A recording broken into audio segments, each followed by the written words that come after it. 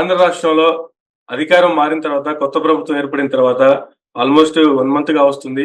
ఈ 1 మంత్‌లో పరిణామాలు గావచ్చు, పరిస్థితులు గావచ్చు అడిగితే ఏం చెప్తారు సార్? ముందుగా నేను ఎలక్షన్ రిజల్ట్ రోజు కూడా నేను చెప్పాను.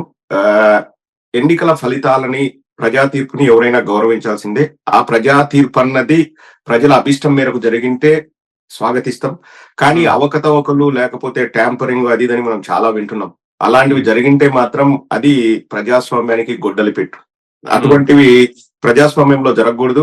ఒకవేళ జరిగింటే చాలా దురదృష్టకరం. ఎంతో మంది నాయకులు వారి గొంతును వినిపించారు, వారి వాణిని వినిపించారు. నిన్నటికి నిన్న రేవంత్ రెడ్డి గారు కూడా చెప్తున్నారు, రిజర్వ్ లో ఒక 15% ఈవీఎంస్ ఉంటాయి, వాటిని ఏదైనా చేయొచ్చు, మనకి ఇష్టం వచ్చినట్లు మనం వాటిని ట్యాంపర్ చేయొచ్చు, లేకపోతే నెంబర్స్ మనం క్రియేట్ చేసుకోవచ్చు అని చెప్తున్నారు.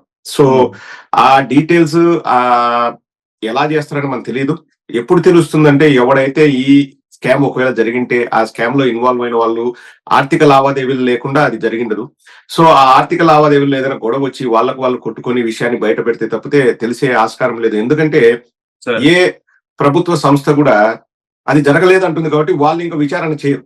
సో విచారణ చేయనప్పుడు మనకు వాస్తవాలు బయటకు వచ్చే ఆస్కారం లేదు. ఎప్పుడు తెలుస్తుందంటే వాళ్ళు కొట్టుకొని లీకులు ఇచ్చుకొని బయట పెడితే తప్పితే ఇది తెలిసే ఆస్కారం లేదు. సో ఆ తరువాత జరిగిన పరిణామాలు చాలా దురదృష్టకరమైన పరిణామాలు. లైక్ నాకు దాదాపు 30 ఏళ్ళు అంటే రాజకీయాలతో పరిచయం ఉంది.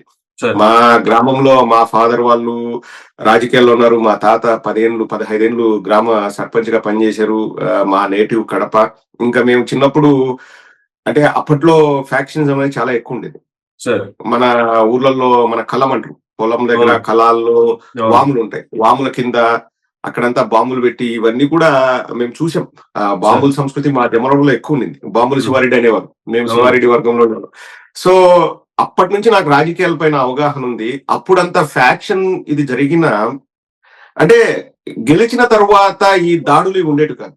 ఏదున్నా ఎలక్షన్స్ ముందు గొడవ పడే వాళ్ళు, ఎలక్షన్స్ అయిన తర్వాత మన గ్రామ అభివృద్ధి మనం ఎట్లా చేసుకోవాలి, ఎట్లా ముందుకెళ్ళాలి, ఈ ఆలోచన ఉండేది తప్పితే ఇంత దారుణమైన ప్రతీకార చర్యలు అయితే ఉండేటివి కాదు.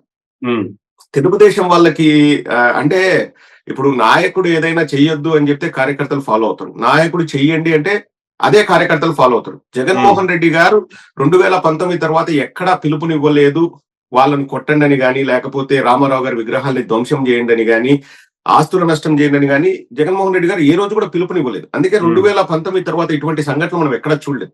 కానీ నేను ఎర్రబుక్కు పెట్టుకుంటాను, నేను అది చేస్తాను ఇది చేస్తానని లోకేష్ గారు చెప్పడము, లోకేష్ గారు పిలుపునివ్వడంతో ఎవరికి వారు యథేచ్ఛగా ఇష్టం వచ్చినట్టు చట్టం మా చుట్టం మమ్మల్ని ఎవరూ అరెస్ట్ చేయలేరు, మాకు ఏమీ కాదు అని ఇష్టారీతిన మనం వందల్లో చూసాం. రాజశేఖర రెడ్డి గారి విగ్రహాల తలలు నరకడము, రాజశేఖర రెడ్డి గారి విగ్రహాలకు నిప్పు పెట్టడము, యాసిడ్ పోయడము, చేతులు నరకడము, మొత్తంగా విగ్రహాలనే కూల్చేయడము, వైఎస్ఆర్ అని ఎక్కడైనా పేరు కనిపిస్తే యూనివర్సిటీలో కానీ ఎక్కడైనా కానీ వాటన్నిటిని కొట్టేయడము. నూజివీడులో అయితే పట్ట పగలు ఒక వ్యక్తిని పరిగెత్తి లైక్ మన కత్తితో పొడిచి గాయపరిచి చంపడము, ఇటువంటి దాష్టికాల్ని మనం చూస్తున్నాం. పోనీ వైఎస్ఆర్ కాంగ్రెస్ పార్టీ కార్యకర్తల మీదనే జులుం చూపిస్తున్నారంటే కాదు, ఉద్యోగస్తుల పైన. అసలు అచ్చెన్నాయుడు గారు ఏమన్నారు, ఎవరైనా పసుపు బిల్లతో వస్తే మర్యాదగా కూర్చోబెట్టి కాఫీ ఇచ్చి వాడికి ఎటువంటి పనినా చేయాలన్నారు. నెక్స్ట్ డేనే అయ్యన్న పాత్రుడు రోడ్డు పైన అధికారులు నిలబెట్టి నీ అమ్మ మొగుడు పనులు చేస్తారా అని చెప్పేసి దారుణంగా దూషించాడు.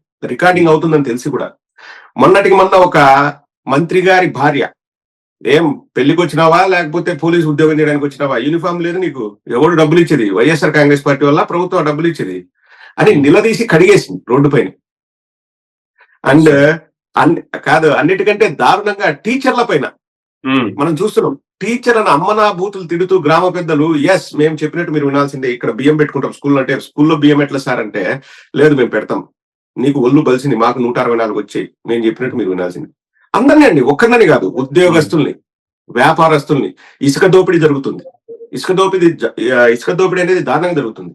అతిసార వ్యాధితో వైద్య వ్యవస్థ అతలాకుతలం అవుతుంది. విద్యా వ్యవస్థ నాశనమైంది. అమ్మకు వందనం లేదు, నాన్నకు ఇంధనం మాత్రం ఉంది. అది కూడా నాణ్యమైన మందు అన్నారు. 150 రూపాయలు 50 రూపాయలు చేస్తామన్నారు, ఎక్కడా చేయలేదు. పవర్ స్టార్ అనే మందు తీసుకొచ్చారు, దానికి క్వార్టర్ 150 రూపాయలు. ఎక్కడా రేట్లు తగ్గలేదు. కరెంటు బిల్లులు పెరుగుతున్నాయి. అండ్ చెప్పిన వాటిలో ఇంతవరకు మిమ్మల్ని అడుగుతున్నాను అమర్, సూటి ప్రశ్న, మీరు మీడియాలో ఉంటారు కాబట్టి మీకు తెలుసు. సార్ గెలిచిన తర్వాత పవన్ కళ్యాణ్ గారు గాని చంద్రబాబు నాయుడు గారు గాని సూపర్ 6 అనే మాట ఎత్తారా?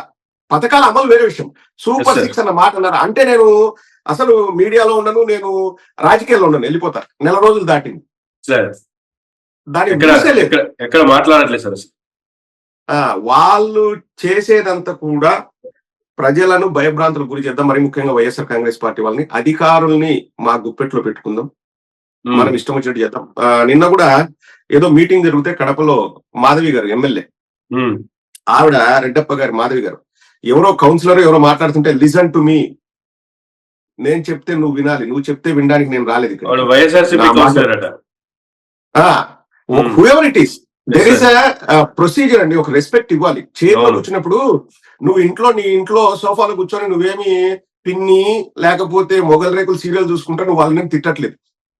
ఉంటారు కదా ఏదైనా లేడీస్ టీవీలో చూసి రియాక్ట్, ఆ చైర్ కి నువ్వు గౌరవం ఇవ్వాలి. నీ యాటిట్యూడ్ ఉండొచ్చు, నీకు పొగరు ఉండొచ్చు, it doesn't matter, but you have to give respect to the chair. ఒక చైర్ లో కూర్చున్నప్పుడు నువ్వు ఆ చైర్ కి కుందాతనం తీసుకొచ్చేలాగా మాట్లాడాలి.